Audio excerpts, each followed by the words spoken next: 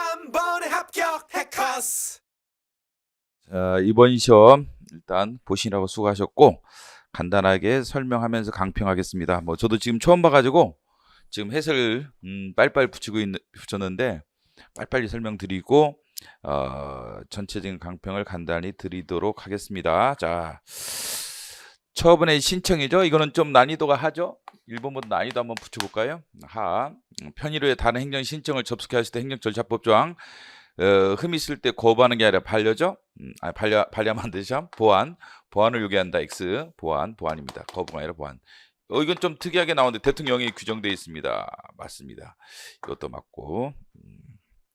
1번은 뭐 난이도가 그렇게 어렵다고 볼 수는 없는 것 같습니다. 그 다음에 자 2번입니다. 취소나 철회의 일반적 근거를 두고 있고 기본법에 그렇죠? 18조 19조 등에 있죠. 자, 직권 취소 철회는 개별적 근거 없어도 가능하다. 그렇죠. 그 다음에 철회 사유는 행정에 성립되기 이전에 발생한 것으로 아니죠. 이건 철회와 취소를 구별하는 문제죠.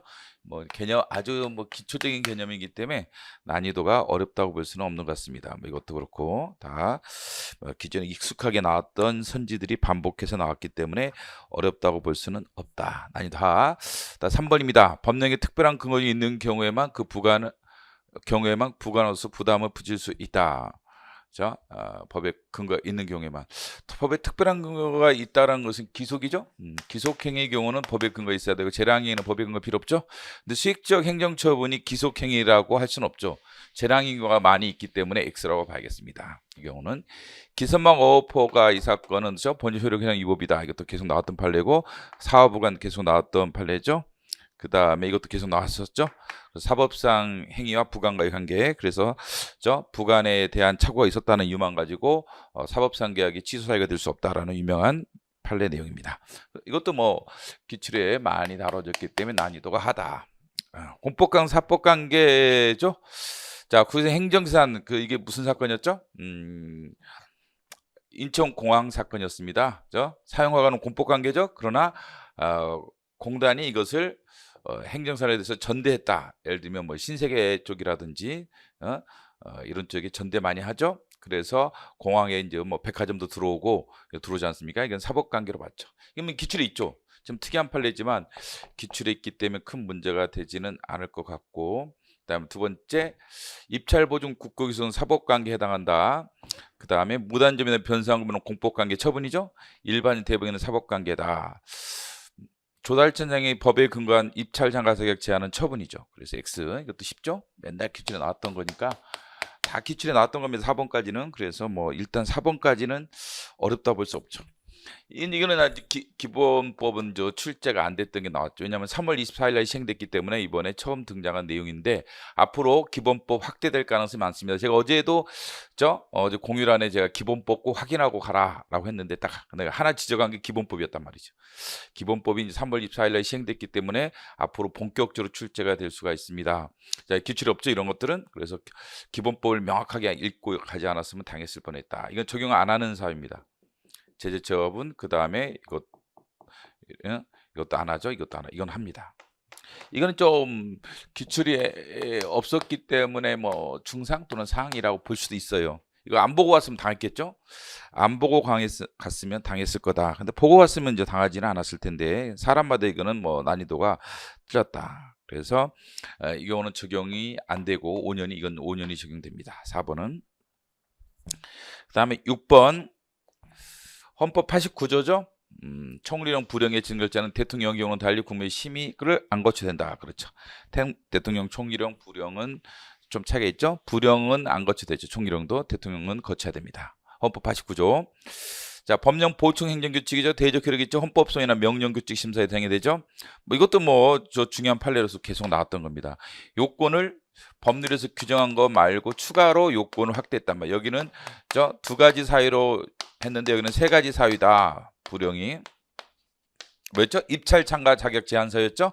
입찰 참가 자격 제한 사유를 두 가지로 했는데 여기는 세 가지로 임을 안 받고 임 없이 C를 추가했단 말이죠. 이것은 대적 효력이 없다고 했습니다. 이것은 처분 요건에 해당하는 사항을 불령에 변경하여 규정한 경우, 불령은 국민에 대한 구속력이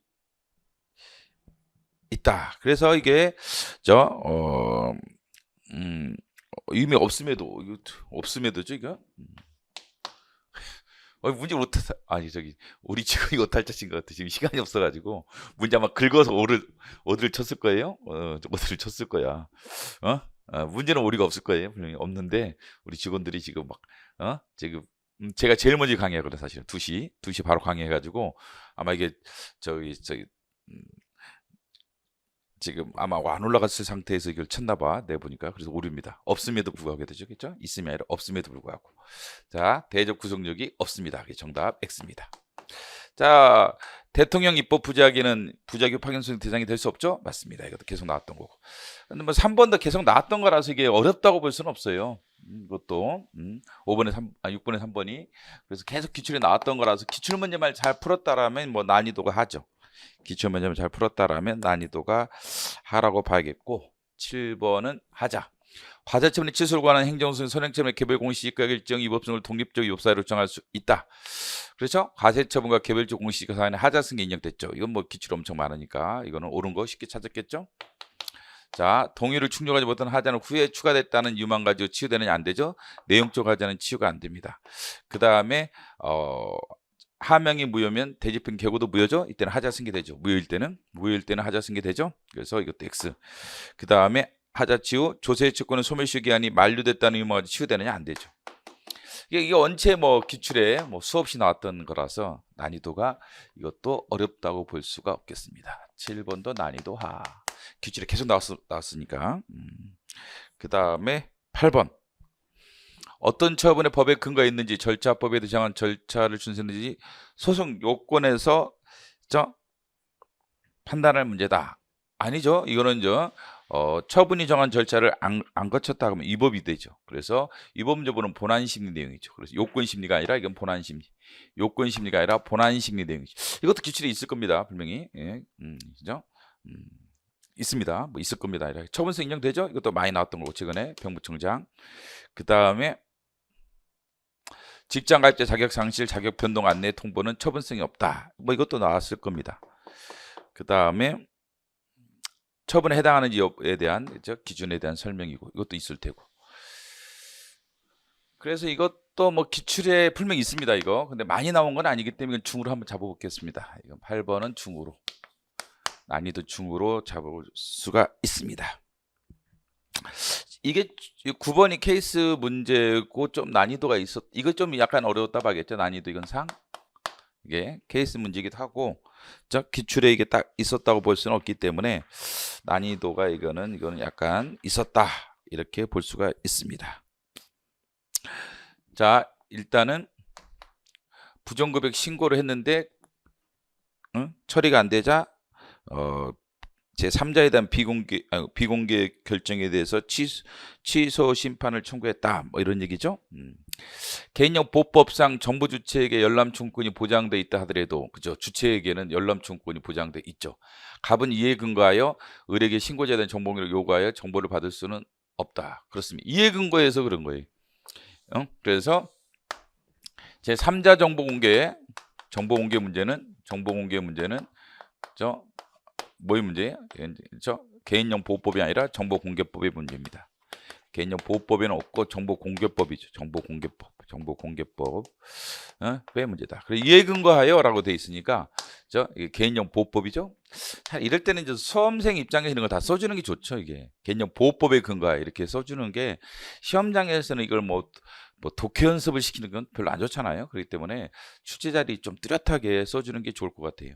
네? 왜냐하면 정보공개법에 의해서는 가능할 수도 있기 때문에 물론 이에 근거했기 때문에 이걸 따랐다고 봐야겠죠. 그렇죠? 그래서 개인형 보호법에 근거해서는 제3자 정보공개 청구가 안 됩니다. 그 얘기고. 그 다음에 심판 제기간이 이루어졌다.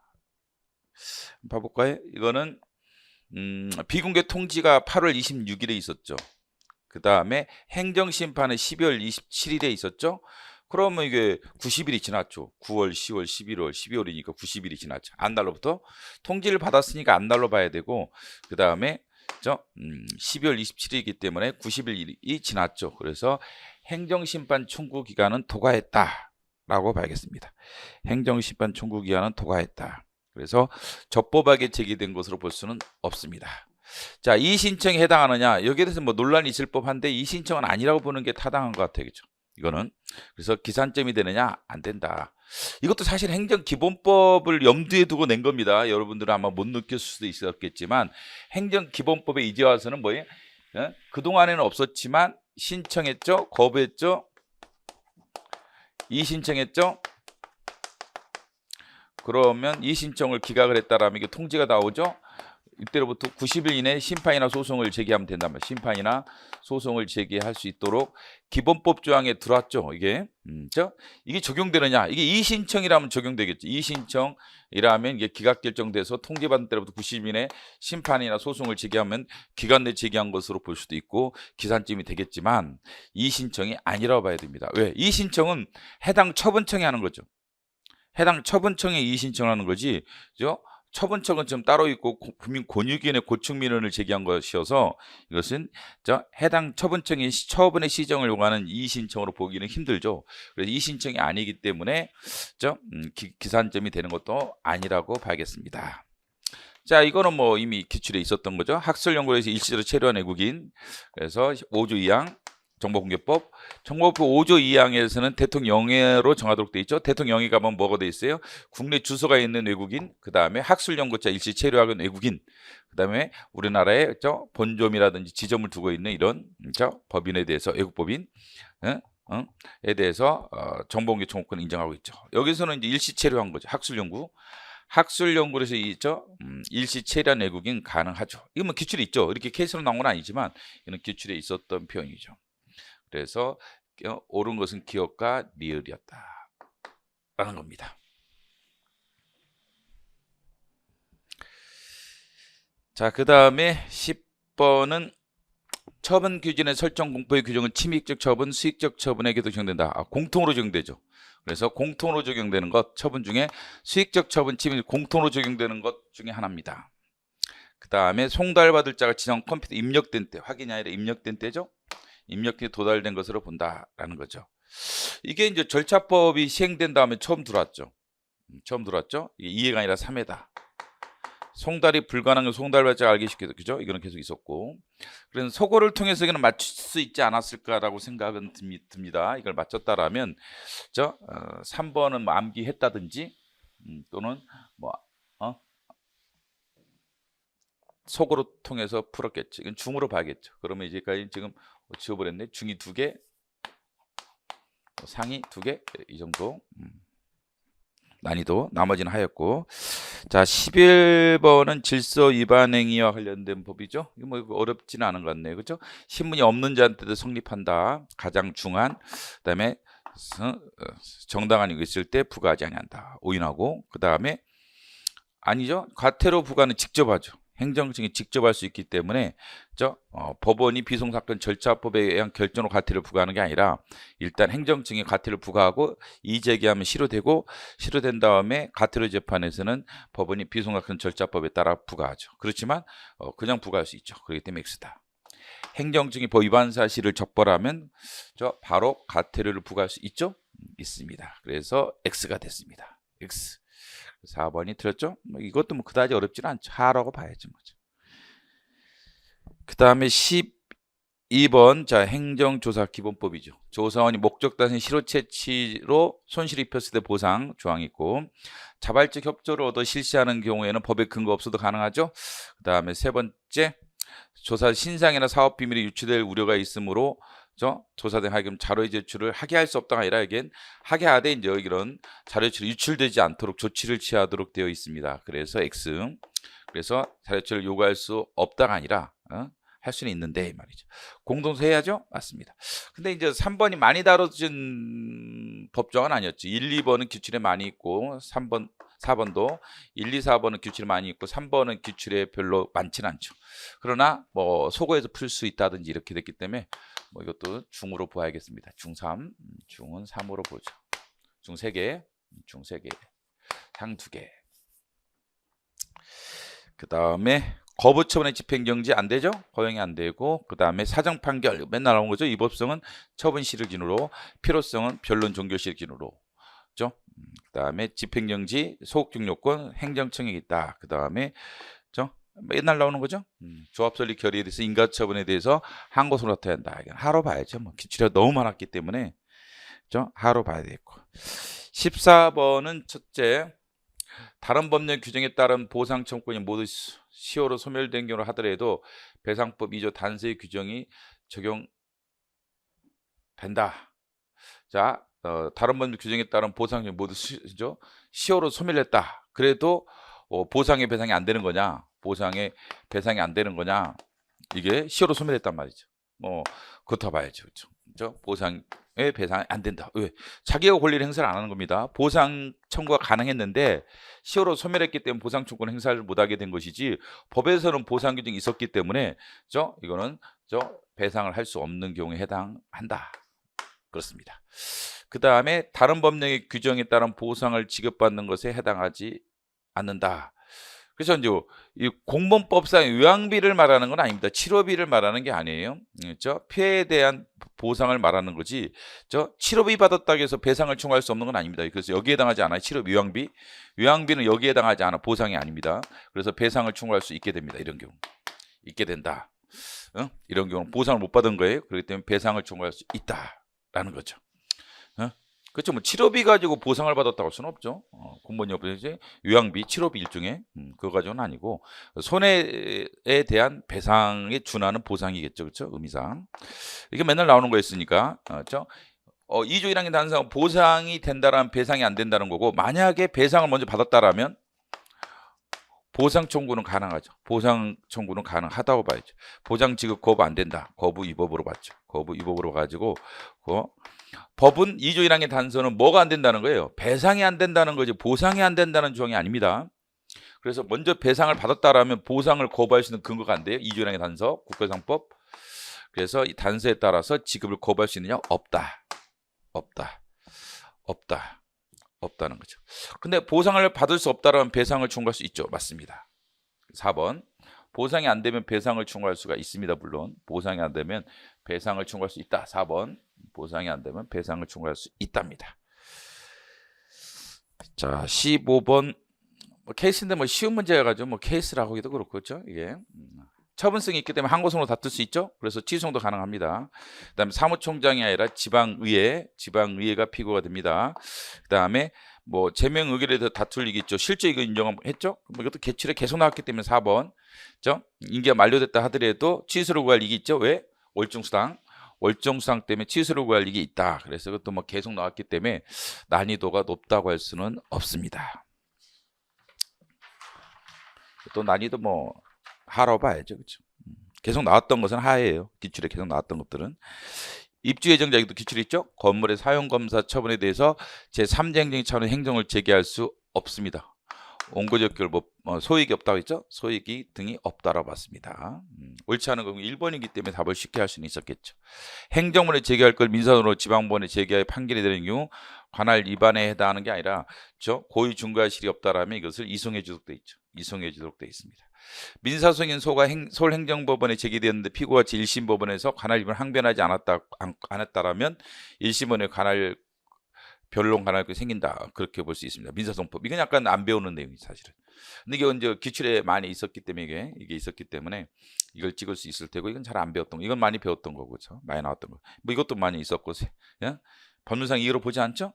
인근 주민들의 자연환경 이익은 법률상 이익으로 보지 않아서 원고적 이익이 없다고 봤습니다. 이것도 이것 때문에 쉽게 답을 할 수 있었을 겁니다. 이것도. 그 다음에 협의 취득. 민사소로 다투어야 한다. 그렇죠. 이건 맨날 옳은 거네. 그럼 바로 1번이 정답이었겠죠. 이것도 어렵다고 볼 수는 없고. 나머지 선제는 만만치는 않았어요. 토지 형질병이 변경되는 토지 소유자는 중앙토지는 매수청구권 행사하는 게 아니라, 이런 경우 공익사업법에서 토지 수용회가 아니라 매수청구는 사업시행자한테 하는 겁니다. 사업시행자에게 매수청구권 행사하는 거고, 토지 수용위원회한테는 수용을 청구하는 겁니다. 수용을 청구하는 거예요. 이게 많이 다뤄지는 법조는 아닌데, 그렇죠? 그 다음에 헌재 판례가 나왔죠. 개발 제한 구역 지정에 따라서 효용이 감소한 나대의 소유자한테 매수청구권을 인정을 하고 있죠. 이거에 대해 헌재가 합헌 결정을 내렸죠. 헌법재판소가 나대지 소유자에 대한 보상 규정이 없을 때 헌법 불합치 결정을 내렸잖아요. 그래서 법이 개정돼 가지고 나대지 소유자한테 매수 청구권을 인정하는 조항이 들어왔는데 이건 합헌이었다는 거죠. 그럼 이건 많이 다뤄지는 건 아니었다고 봐야겠죠. 그죠? 그다음에 일괄 보상이죠. 예. 이건 뭐 보상 원칙 중에 하나죠. 일괄 보상. 그렇기 때문에 이건 큰 문제가 없었고. 물론 이제 2, 3번은 좀 난이도가 있었다 이렇게 볼 수가 있어요. 2, 3번은.